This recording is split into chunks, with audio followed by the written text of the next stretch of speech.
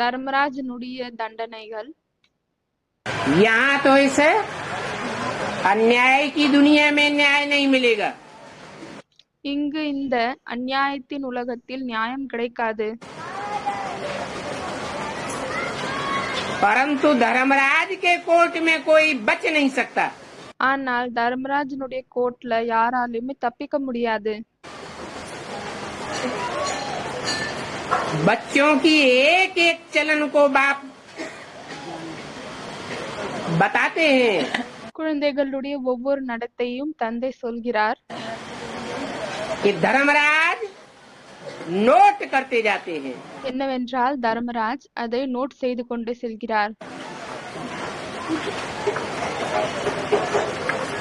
Drama में ये part है, सजा देने वाला भी वही है।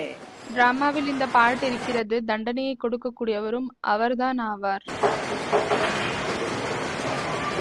ये सभी बातें ड्रामा में नूद हैं। இது எல்லா விஷயமும் டிராமாவில் அடங்கியிருக்கிறது. ऐसे भी नहीं है जैसे भक्ति मार्ग में समझते हैं।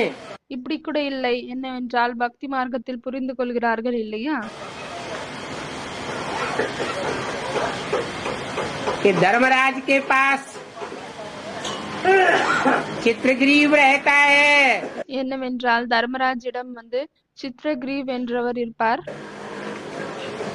वो चौपड़ी में सब नोट करके रखता है।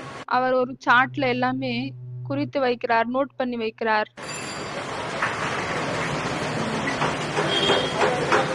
இப்படி பக்தி மார்க்கத்தில் புரிந்து கொள்ளும் போல் இல்லை. तो ऐसे नहीं है ஆகவே இப்படி இல்லை. कि कोई किताब है जिसमें बैठ लिखते हैं। என்னவென்றால் ஏதோ ஒரு புத்தகம் இருக்கிறது, அதுலதான் அமர்ந்து கொண்டு எழுதுகிறார் என்று இல்லை. नहीं,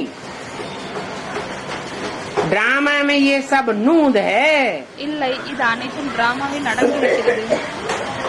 तुम्हारी करतूत की भी नूद है। உங்களுடைய செயல்களும் அடங்கியிருக்கிறது. तो सजा खाने ஆகவே தண்டனை और सजा देने वाले की भी नूद है। ஆகவே தண்டனை அனுபவிப்பது மற்றும் தண்டனையை கொடுக்கக்கூடியவங்க, இவங்க ரெண்டு பேருமே டிராமாவில் அடங்கியிருக்காங்க.